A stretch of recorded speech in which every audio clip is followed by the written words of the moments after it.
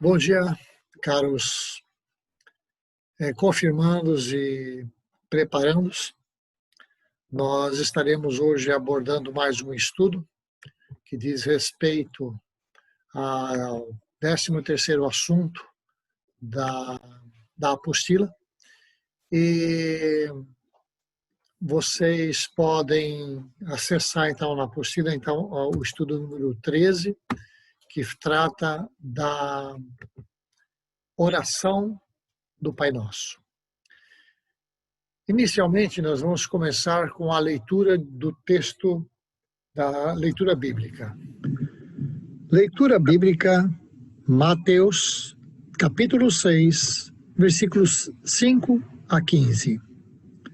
E quando orardes, não sereis como os hipócritas, porque gostam de orar em pé nas sinagogas e nos cantos das praças, para serem vistos dos homens. Em verdade vos digo que eles já receberam a recompensa. Tu, porém, quando orares, entra no teu quarto e fechada a porta, orarás a teu Pai que está em secreto. E teu Pai que vê em secreto te recompensará. E orando, não useis de vãs repetições como os gentios, porque presumem que pelo seu muito falar serão ouvidos. Não vos assemelheis, pois, a eles, porque Deus, o vosso Pai, sabe o de que tendes necessidade, antes que lhe o peçais. Portanto, vós orareis assim: Pai nosso, que estás nos céus, santificado seja o teu nome, venha o teu reino, faça-se a tua vontade, assim na terra como no céu. O pão nosso de cada dia dá-nos hoje, e perdoa-nos as nossas dívidas, assim como nós temos perdoado aos nossos devedores. E não nos deixeis cair em tentação, mas livra-nos do mal, pois teu é o reino, o poder e a glória para sempre. Amém. Porque se perdoardes aos homens as suas ofensas, também vosso Pai Celeste vos perdoará. Se, porém, não perdoardes aos homens as suas ofensas, tampouco o vosso Pai vos perdoará as vossas ofensas. Bem, nós já aprendemos que orar nada mais é do que conversar com Deus. Ele nos criou para que tivéssemos comunhão, tivéssemos uma amizade, um relacionamento, tivéssemos intimidade com Deus. É através da oração que nós ficamos frente a frente para conversar e abrir o nosso coração de uma maneira franca, de maneira aberta, sem nada para esconder. Pois Deus sabe aquilo que temos mais necessidade, antes mesmo de nós pedirmos, conforme nós lemos agora em Mateus 6, 5 a 8. Veja, intimidade é o que Deus quer. Deus quer relacionamento contigo. E o modelo de oração que Jesus fez é um modelo simples que abarca todas as áreas da nossa vida, todas as nossas necessidades. E aí Jesus, porque os seus discípulos tiveram essa necessidade, ele foi lá e apresentou essa oração para os seus discípulos. Então, assim, para falar com Deus, não importa a quantidade de palavras que nós usamos na oração, se elas são rebuscadas, se elas são bonitas, são bem elaboradas, né? Ou não. Cada pessoa precisa encontrar o seu jeito de conversar com o Pai. O Pai está no céu, certo? Então, você vai, se posta no teu quarto, você vai, aonde você estiver, você abra o teu coração. Você está com medo? Apresente esse medo. Você está com dificuldades? Apresente essas dificuldades. Qual é o teu problema? Tá? Então, você vai com esse problema na presença de Deus, em nome de Jesus. Então, o que importa é esse relacionamento de confiança, que a gente chama de oração, tá? Só que ele tem que ser feito de coração. Olha só, oração, coração. Orar e agir, oração. Coração, tá? É o teu íntimo sendo aberto na presença de Deus. Em Lucas 11, versículo 1 até o 4, os discípulos viram Jesus orando e pediram para que ele também os ensinasse a orar. Então, Jesus mostrou um modo especial de conversar com Deus, ensinando o quê? A oração do Pai Nosso. Através dessa pequena, através dessa singela oração, nós podemos aprender o quê? O que nós podemos aprender a partir dessa oração? Primeiro, como nós devemos orar. Tá? Qual é o modelo? Veja que ele exalta a Deus e ele reconhece Deus como Pai. Ele coloca vários assuntos, inclusive aí ele também diz a quem nós devemos orar. No caso é ao Pai. Depois ele nos mostra por quem nós devemos orar. Nós podemos orar por nós, como também para aqueles queridos que estão à nossa volta. E também pelas dificuldades que nós encontramos. E também em nome de quem nós devemos orar. Então a gente sempre termina a oração, tá? Fechando a oração em nome de Jesus. A gente ora para Deus Pai, conversa com Deus Pai, abre o coração com Deus Pai, tá? Coloca todos os nossos motivos, aquilo que nos preocupa. É uma prova que está te preocupando? Vai para a oração. Estuda, orar e agir. Oração. Você ora e age, toma atitude. E depois você vai e encerra essa oração em nome de quem? Em nome de Jesus. Então veja, a palavra que Jesus usou para chamar Deus, Deus Pai, em aramaico, é Abba. Abba Pai. É paizinho, né? Então, por causa de Jesus, nós podemos pertencer à família de Deus. Todas as pessoas que receberam o Senhor Jesus em seus corações e que querem viver de acordo com a sua vontade, podem ser chamados de filhos de Deus. Isso nós podemos ver em João, capítulo 1, versículo 11 e 12. Veio para o que era seu, e os seus não o receberam. Para quem ele veio e quem não o recebeu? Ele veio para os judeus, e os judeus não o receberam. Mas a todos quantos o receberam, deu-lhes o poder de serem feitos filhos de Deus, a saber, aos que creem no seu nome. Todos quantos o receberam. Quem é esse o? É Jesus. Todos quantos receberam Jesus nos seus corações. Deu-lhes o poder de serem feitos filhos do Deus Altíssimo. Mais propriamente quem? Aqueles que creem no nome de Jesus. Então eu posso ser chamado, se você crê em Jesus, tá? Você também pode ser chamado filho ou filha do Deus Altíssimo.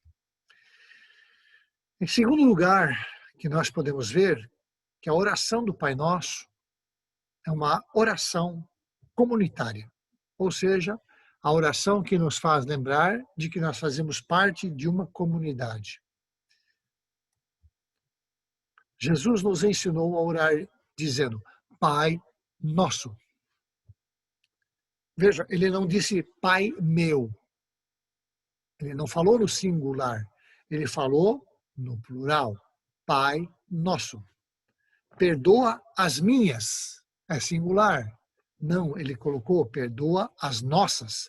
Então, ele vai, as nossas dívidas, a minha dívida e a tua dívida. Tá? A do teu pai, a da tua mãe, a do teu irmão ou irmã, é as nossas dívidas.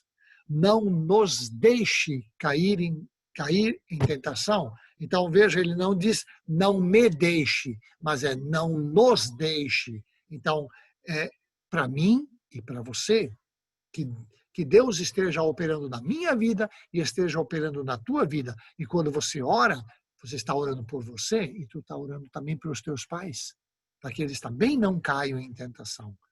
Livra-nos do mal, não é livra-me do mal, mas livra-nos do mal. Também, novamente, plural. Terceira coisa que nós podemos ver na oração do Pai Nosso, tá? Que nós temos 7 pedidos que deveriam estar sempre em nossa mente. Então, existe uma introdução, 7 pedidos e uma conclusão. Vejamos aqui. A primeira coisa, introdução. Pai Nosso que estás nos céus. A segunda, que é a primeira petição, santificado seja o teu nome. Segunda petição, venha o teu reino. Terceira petição, seja feita a tua vontade, assim na terra como no céu. Quarta petição, o pão nosso de cada dia nos dá hoje. Quinta petição, e perdoa as nossas dívidas, assim como nós perdoamos os nossos devedores. Sexta petição, e não nos deixes cair em tentação. Sétima petição, mas livra-nos do mal. E por último, conclui, conclusão, pois teu é o reino e o poder e a glória para sempre. Amém. Observe uma coisa, que as três primeiras petições, tá, possuem uma relação com as coisas de Deus, possuem uma relação com o nome, com o reino e com a vontade de Deus. Agora, os últimos quatro se relacionam com as necessidades humanas. O pão de cada dia, o pão nosso de cada dia, o perdão dos pecados, a tentação e o nos livrar do poder do mal. Então, nós temos aqui as três primeiras petições dizem respeito a Deus e as outras quatro dizem respeito à vida humana. Então, conforme Mateus 6,33 diz, buscai, pois, em primeiro lugar o seu reino e a sua justiça, e todas estas coisas vos serão acrescentadas. Essa é a ênfase de um cristão. Ele precisa buscar, em primeiro lugar, o reino de Deus se manifestar em sua vida e a justiça de Deus se manifestar em sua vida e as demais coisas Deus vai prover. Essa é a promessa que Jesus deu lá em Mateus 6, versículo 33. Vamos abordar agora um pouco de cada petição. Primeira petição, santificado seja o teu nome. Quando dizemos santificado seja o teu nome, nós não estamos dizendo que o nome de Deus necessite de mais santificação. Nós estamos dizendo que o nome de Deus precisa ser reconhecido, como santo por nós que oramos. Nós precisamos demonstrar, através das nossas atitudes, que nós estamos servindo a um Deus que é santo. É a característica, a natureza de Deus, ele é santo, santo, santo. Por isso a gente, santificado seja o teu nome. A segunda petição, ela diz respeito ao reino de Jesus Cristo. Antes de continuarmos, você sabia que a próxima etapa da vinda de Cristo é inaugurar o seu reino aqui na Terra? É verdade. Jesus vai se manifestar aqui na Terra e ele vai instaurar o seu reino aqui na Terra e vai fazer com que esse reino tenha uma duração aqui na Terra durante 1000 anos. E conforme a Bíblia, o Velho Testamento principalmente, ele nos dá informações de que a criança de colo, ela vai poder brincar e vai poder pegar na cobra, na áspide, e a cobra não vai picar. Que o leão vai comer capim com a ovelha, com o carneirinho. Por quê? Porque ele vai mudar a natureza do animal. E o animal, principalmente o leão, ele vai deixar de ser carnívoro. Tá? E Jesus nos mostra de que este reino, deve ser um pedido que todos nós temos que ter, e é constante. Venha o teu reino, que se o reino do Senhor Jesus seja manifesto aqui na terra. Então, a mensagem que tanto João quanto Jesus anunciavam era: arrependei-vos, porque está próximo o reino dos céus. Se naquela época o reino dos céus já estava próximo, imagina como não deve estar próximo agora a manifestação do reino dos céus aqui na terra. Então a promessa e a esperança do reino de Deus, faz parte da vida de fé de um crente. Tá? Você crê em Jesus, então você tem que viver em função do reino de Deus, da manifestação do reino de Deus aqui na Terra. Ah, então quer dizer que eu não preciso mais estudar? Claro que precisa. Ah, quer dizer que então eu não preciso mais trabalhar? Claro que precisa. Mas você não pode perder de vista que tanto o trabalho quanto a volta de Jesus, tanto o trabalho quanto o estudo, eles não podem ser superiores à volta de Jesus. Essa tem que ser a esperança máxima que nós temos. Porque quando Jesus voltar, aí sim vai se manifestar a salvação em nossas vidas. Tá? Então, não podemos perder isso de vista. O reino de Deus não é algo que nós podemos construir por nossos próprios esforços ou por nossa vontade. É algo que depende exclusivamente de Deus. Mas nós podemos já aqui nesse mundo não só mostrar os sinais do reino de Deus para as outras pessoas que ainda não creem em Jesus, né, que não creem em Deus, mas também viver, tá, nessa expectativa. Viver com os sinais do reino de Deus na minha vida. Então, desde o início do ministério de Jesus Cristo, ele anunciava a chegada do reino de Deus aqui na Terra. Nós não podemos perder isso de vista. A terceira petição: seja feita a tua vontade, assim na terra como no céu. Há momentos em que a dor, os sofrimentos são muito difíceis de suportar. Existe. Tá? Se fosse possível a gente evitar isso, mas infelizmente não é possível. Então, quem passa por momentos como este, por vezes, não consegue dizer mais do que isso. Pois foi da vontade de Deus que aconteceu isso. Foi da vontade de Deus que essa morte aconteceu. Foi da vontade de Deus que esse acidente aconteceu. Porque muita gente que não tem a explicação necessária ou completa, a gente não tem conhecimento do quadro. Então, onde o sofrimento, tá? O sofrimento ele acaba provocando, tá? Uma falta de entendimento das coisas que estão acontecendo à nossa volta. Então, onde o sofrimento é provocado e onde existe alguém responsável, não se pode simplesmente dizer que foi só da vontade de Deus. A gente não entende tudo o que acontece, mas muitas vezes as coisas acontecem por nosso próprio descuido. Tá?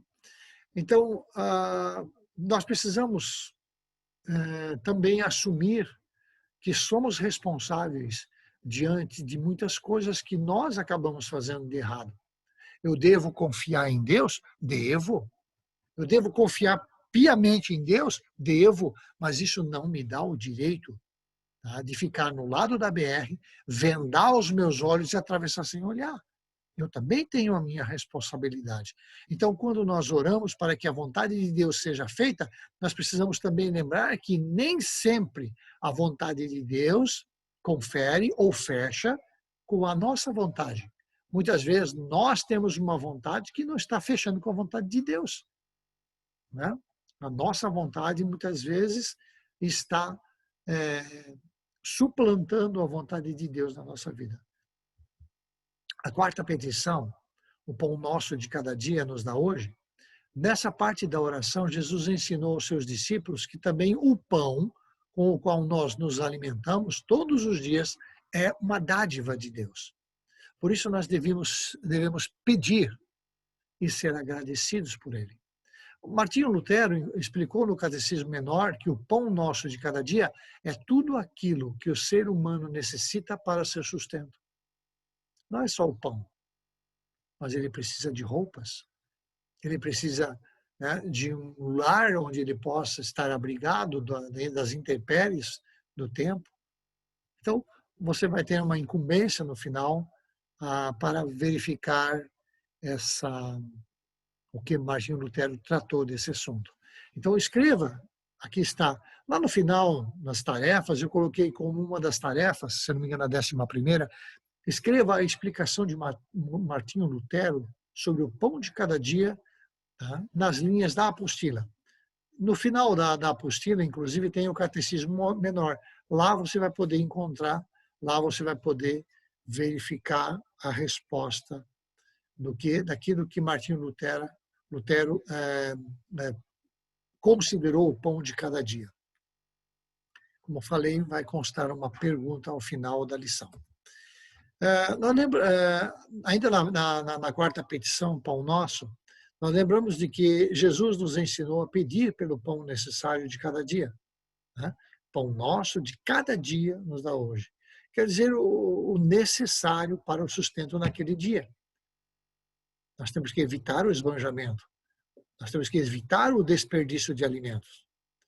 Na apostila, no espaço, o que está escrito em 1 Timóteo 6,8, conste isso aí na apostila, na segunda página, na terceira página. Então, também constará isso como a 12ª pergunta ao final da lição. Também conste lá o que está escrito em 1 Timóteo. Não adianta só escrever, dá uma olhadinha, medita nessa palavra que está em 1 Timóteo 6,8. O pão nosso de cada dia ainda. Há pessoas que sempre estão insatisfeitas com aquilo que possuem, né? Por exemplo, com a roupa, com a comida, com a situação econômica. Mas se nós olharmos para o versículo bíblico de 1 Timóteo, nós devemos nos dar conta de que nós possuímos muito mais do que apenas sustento e roupa para vestir. Você já agradeceu a Deus hoje pelo alimento? Você já agradeceu a Deus hoje por tudo o que Deus já te deu? Dá de presente para nós? Veja a roupa. Veja o fato de você ter um celular, né, ou alguém da família ter um celular para nós podermos fazer essa lição à distância. O que mais? O que mais Deus te deu? Ou Deus permitiu que a tua família tivesse? Então comece a agradecer. Jesus diz em João 6,35, eu sou o pão da vida. O que vem a mim jamais terá fome, e o que crê em mim jamais terá sede. Então, Jesus é o alimento pelo qual nós podemos nos saciar na presença de Deus. Em Cristo Jesus, nós podemos ter o anseio, a necessidade totalmente atendida. A quinta petição, e perdoa as nossas dívidas, assim como nós também perdoamos os nossos devedores. A Bíblia afirma que todas as pessoas são pecadoras. Não existe nenhuma pessoa que possa dizer eu sou 100% justa. Não, pois é, mas eu não sou pecador porque eu já aceitei a Jesus. Não. Você aceitou a Jesus e você é um pecador remido. Mas isso não quer dizer que você não erre ainda. Você ainda pode cometer coisas erradas. Você ainda pode pecar. Tanto que em 1 João, capítulo 1, versículo 8, diz assim que se nós cometermos algum pecado, nós temos que confessar e Jesus nos perdoará de todos os pecados.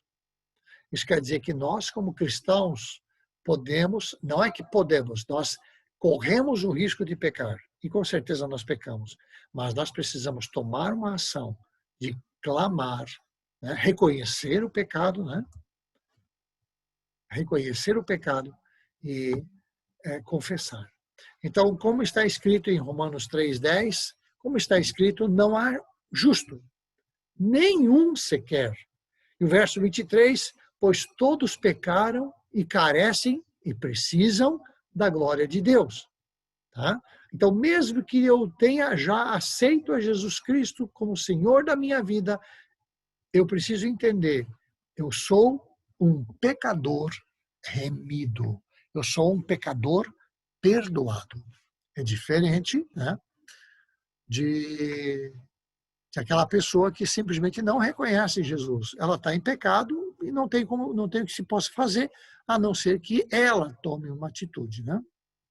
Ok, na quinta petição ainda, toda vez em que pecamos, estamos assumindo uma dívida com Deus, pois nós não deveríamos pecar.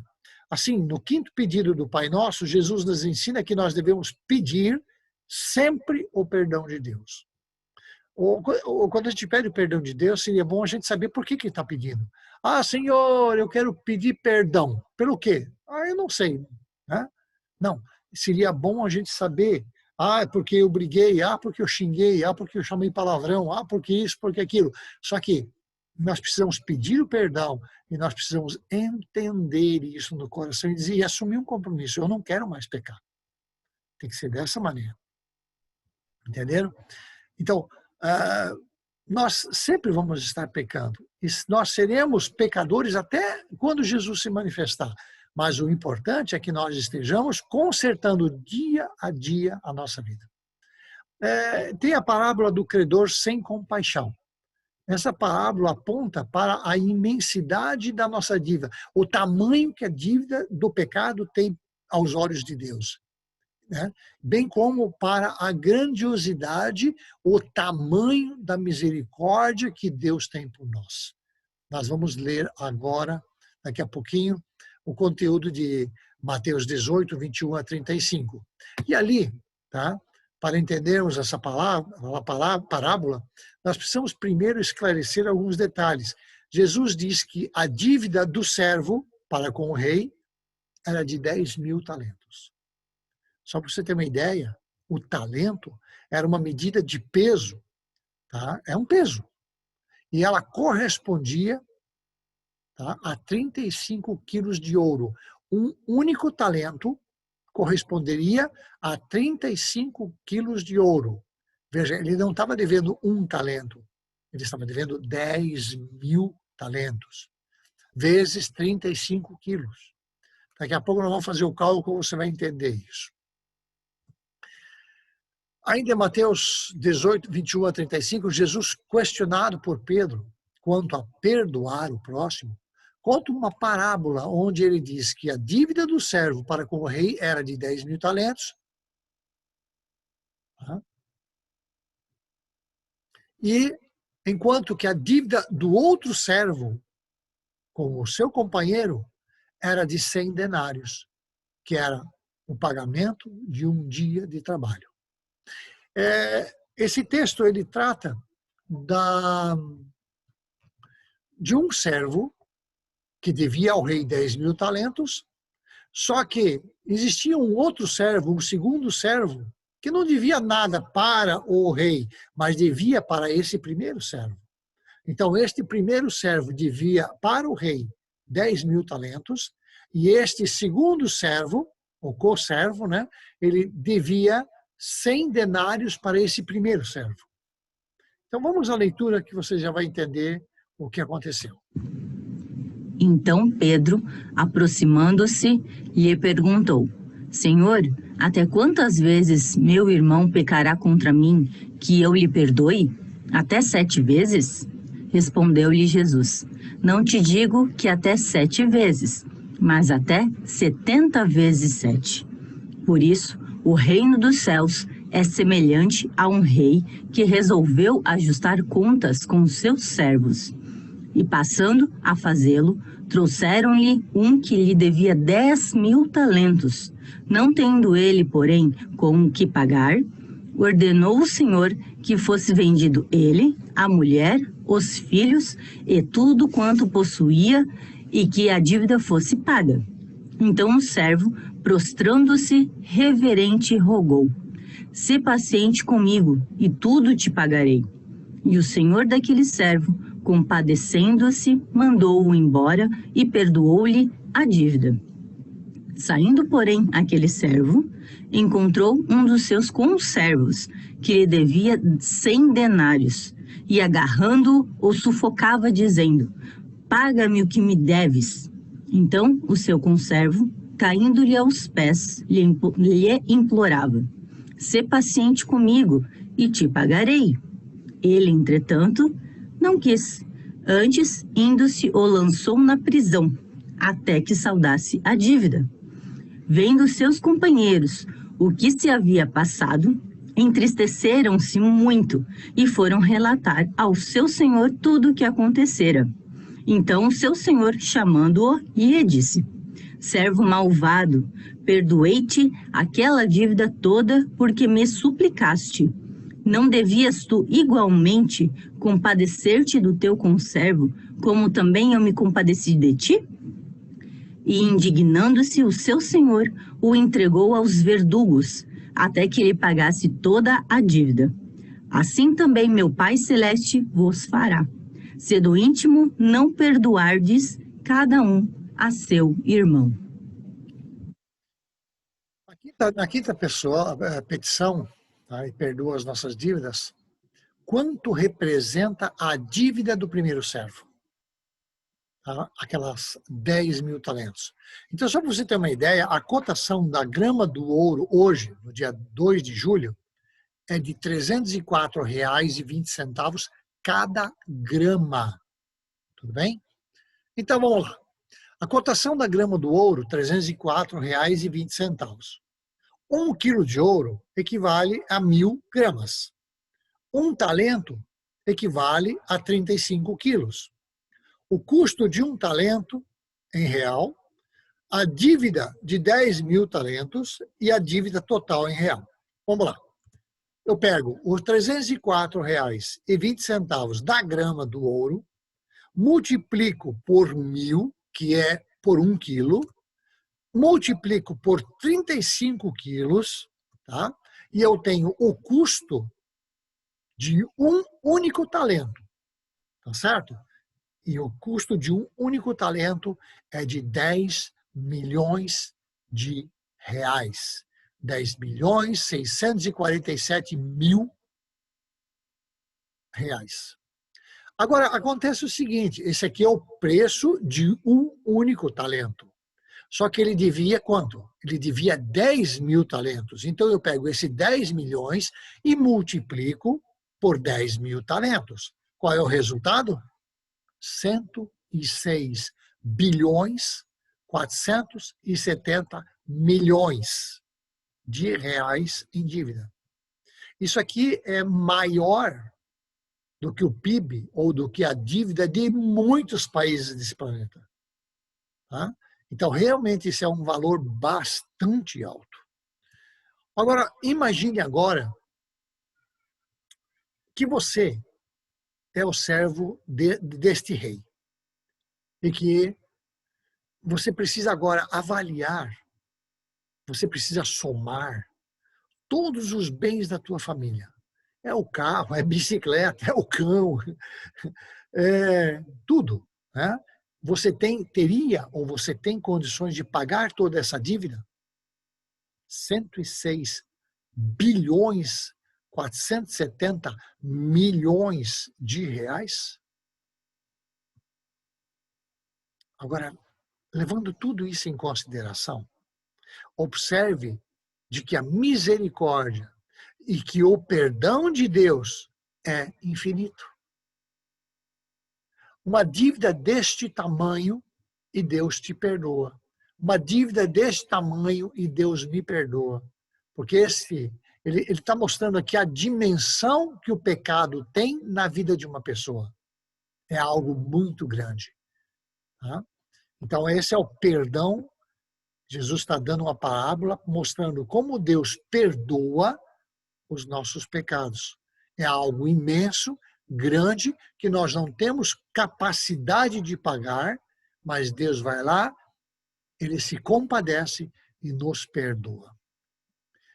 Bom, pois bem, agora, quanto representa a dívida do conservo? Daquele segundo servo que está devendo 100 dias de trabalho para aquele primeiro servo que foi perdoado a dívida. Veja só. Um dia de trabalho de uma diarista é mais ou menos R$150. Estou considerando R$150. Tá?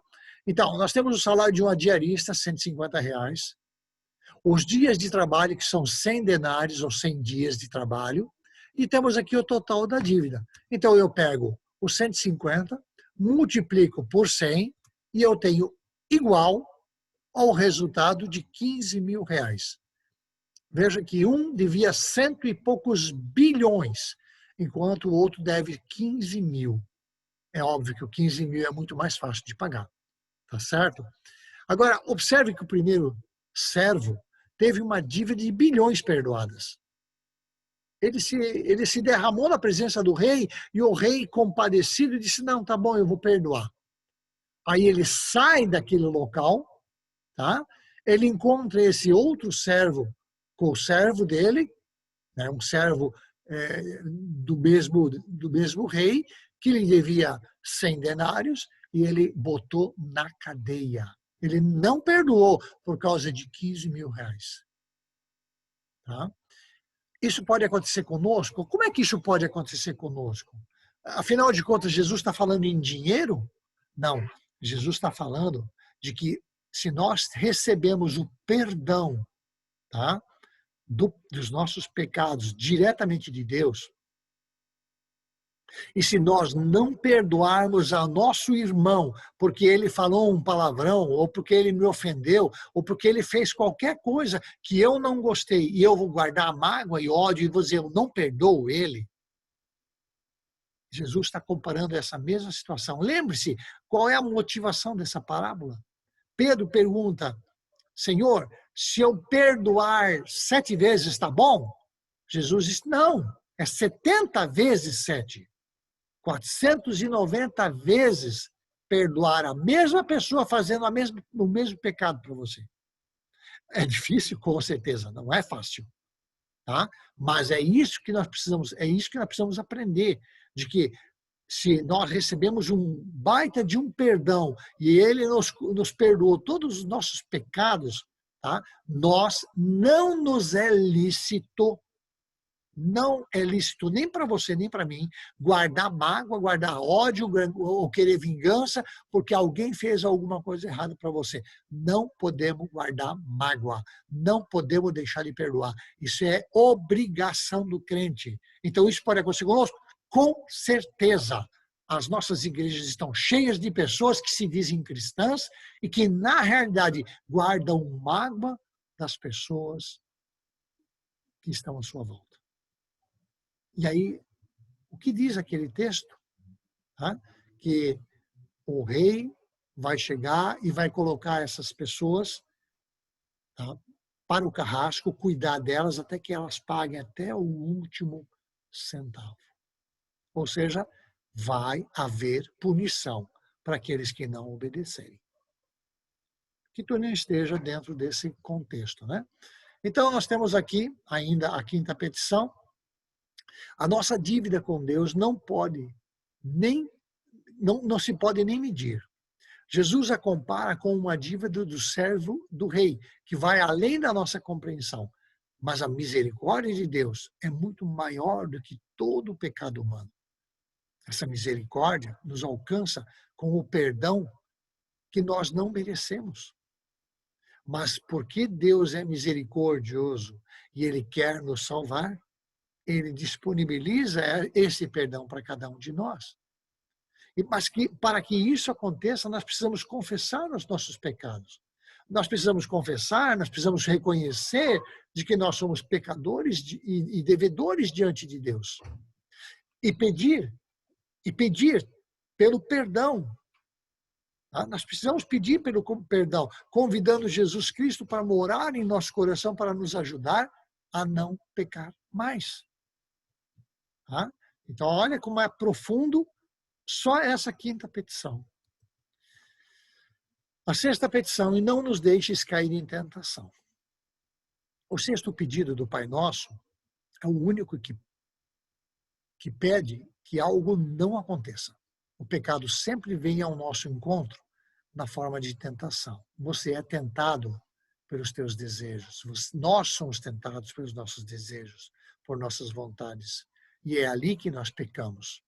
Agora, se nós concordarmos e nós aceitarmos a tentação, que é aquilo que a tentação nos sugere, então nós vamos pecar. Nós estaremos pecando. Então, a tentação, o que é a tentação? A tentação é uma mentira, mas é uma bem bolada, né? Uma mentira bem contada que parece ser uma verdade. É como se fosse uma propaganda enganosa. Muitos comerciais, inclusive, trazem as mais belas imagens humanas, mais lindas paisagens da natureza, mas os seus produtos são altamente prejudiciais ao ser humano e poluem o meio ambiente. Antigamente, nós tínhamos as propagandas de cigarro, né? E a gente sabe o quão mal isso trouxe e traz ainda para a vida das pessoas. Então, ninguém está livre das tentações. Nem eu, nem o pastor, nem o missionário, não importa quem seja.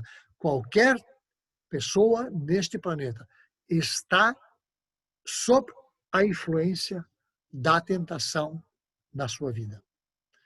Jesus mesmo disse e alertou aos seus discípulos: no mundo vocês vão sofrer. Né? João 16:33. Então, nem o batismo, nem a confirmação, que vocês vão, o pessoal do segundo ano vai fazer esse ano, são fórmulas mágicas que garantam imunidade às tentações. Nós precisamos sempre de novo orar: não nos deixes cair em tentação. Você precisa entender, você precisa aprender isso. E você precisa tomar atitude frente a isso. Pois bem, eu não posso evitar que os pássaros voem sobre a minha cabeça, mas eu posso evitar que eles façam ninhos na minha cabeça. Então é assim. Eu não posso evitar que o diabo lance pensamentos na minha mente para atiçar as tentações, para atiçar os desejos que eu tenho. Eu não posso evitar isso. Mas eu posso evitar de que ele venha fazer ninho na minha cabeça. Satanás encontre em mim, tá, pessoa que quer realmente pecar. Então nós temos que tomar cuidado com relação a isso. Pois bem, na 7ª petição, diz assim: mas livra-nos do mal. Então, no 7º pedido do Pai Nosso, Jesus nos lembra de orar para que Deus nos livre de toda a forma de mal.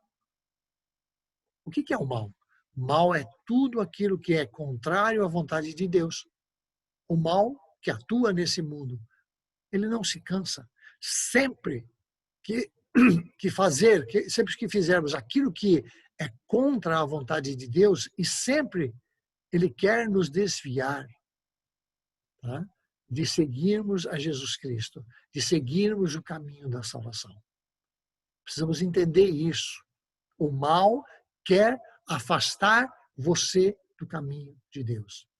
O inferno, o lago que arde em fogo e enxofre, foi feito para Satanás e seus anjos. E Satanás não está satisfeito em ir sozinho. Ele quer levar você, ele quer levar a mim, ele quer levar a nós. E é por isso que nós temos que estar atentos, é por isso que nós precisamos estar clamando para que Deus esteja nos livrando do mal.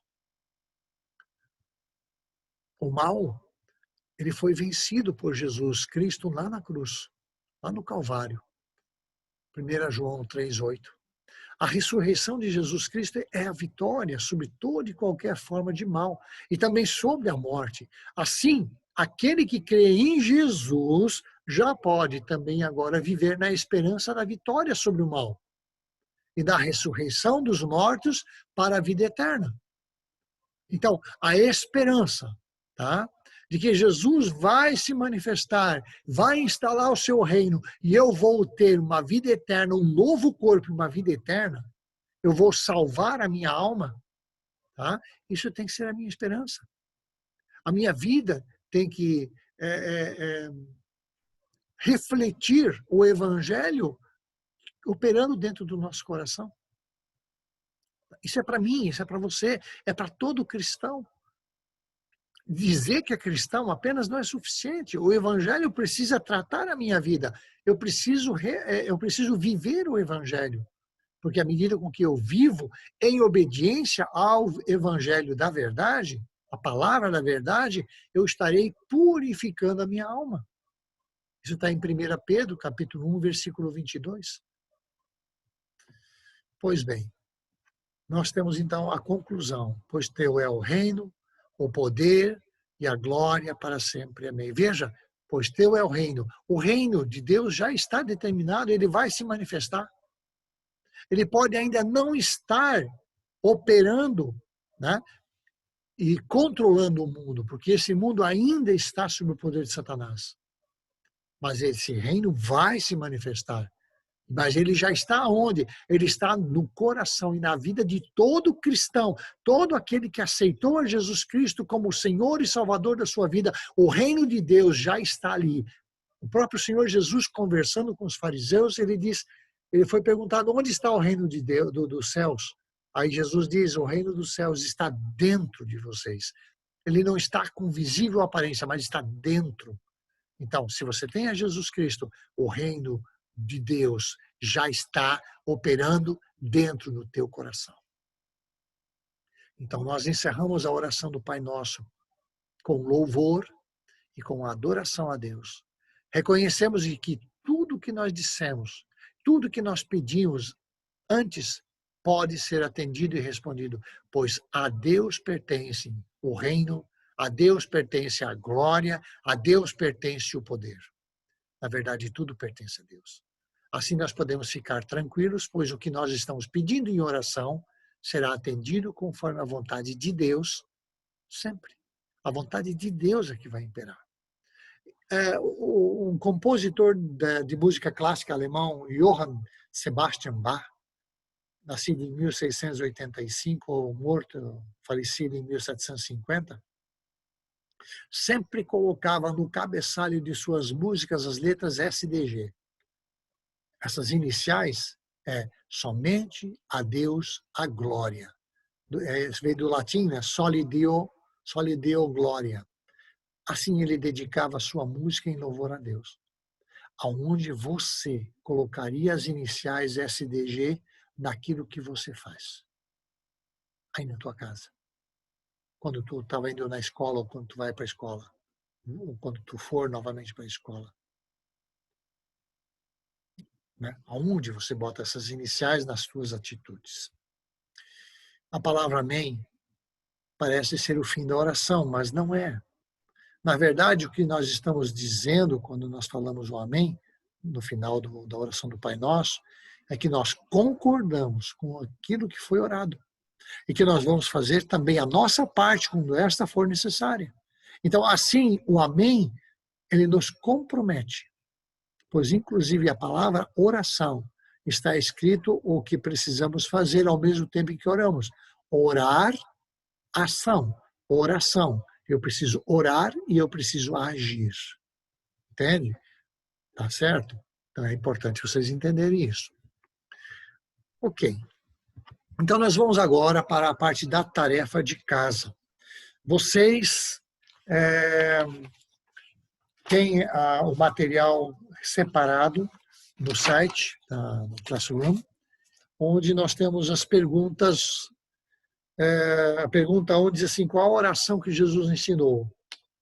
Em quantas partes se divide o Pai Nosso, que é a segunda pergunta. Depois nós temos a terceira: qual a petição mais difícil de orar? E por quê? Conforme 1 Pedro 2,4, perdão, 1 Timóteo 2,4, qual é a vontade de Deus? Quais os sinais, número 5, quais os sinais do reino de Deus que podemos mostrar para as outras pessoas? Gálatas 5, 22 a 23. Como podemos saber qual é a vontade de Deus para as nossas vidas? Na sua opinião, por que algumas pessoas têm pouco e passam fome e outras têm de sobra? Pergunta número 8. Quantas vezes devemos perdoar nosso próximo? Lembra-se da pergunta de Pedro? Senhor, quantas vezes eu devo perdoar? Até 7 vezes? E aí, a 9, nós precisamos que você decore. Mateus 5:8. Bem-aventurados os limpos de coração, porque eles verão a Deus. Bem-aventurados, felizes, né? Aqueles que estão limpos de coração, porque eles vão poder ver Deus frente a frente. O 10º, nós temos o passatempo para ser preenchido. Se tiverem alguma dúvida, constem façam pergunta para a gente pelo grupo do WhatsApp. Também temos o Syllabox, tá, para ser preenchido. E lembre-se que dentro da apostila tinha 2 áreas que vocês teriam que preencher, Então, a 11ª diz: escreva a explicação de Martinho Lutero sobre o pão de cada dia, que o Catecismo Menor, né, aborda lá no final da apostila. No final da apostila tem o Catecismo Menor, lá você vai poder ver a resposta de como Lutero enxergava, de como Lutero via isso. E escreva, 12ª, escreva o versículo de 1 Timóteo, capítulo 6, versículo 8. Então,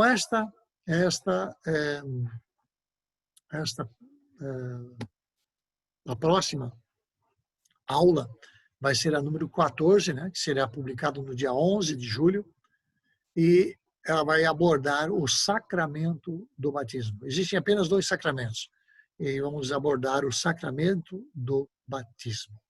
Ok? Então, é isto aí. Que Deus esteja capacitando vocês, que vocês possam entender e discernir a profundidade da palavra de Deus na vida de vocês. E que Deus possa realmente fazer a diferença e que vocês possam realmente aceitar a Jesus como o Senhor da vida de vocês, andarem em obediência e orarem na presença de Deus, entregando tudo aquilo que realmente o coração de vocês precisa abrir na presença de Deus. Que Deus abençoe a vocês e que a graça do Deus esteja presente. Em nome de Jesus, uma semana abençoada.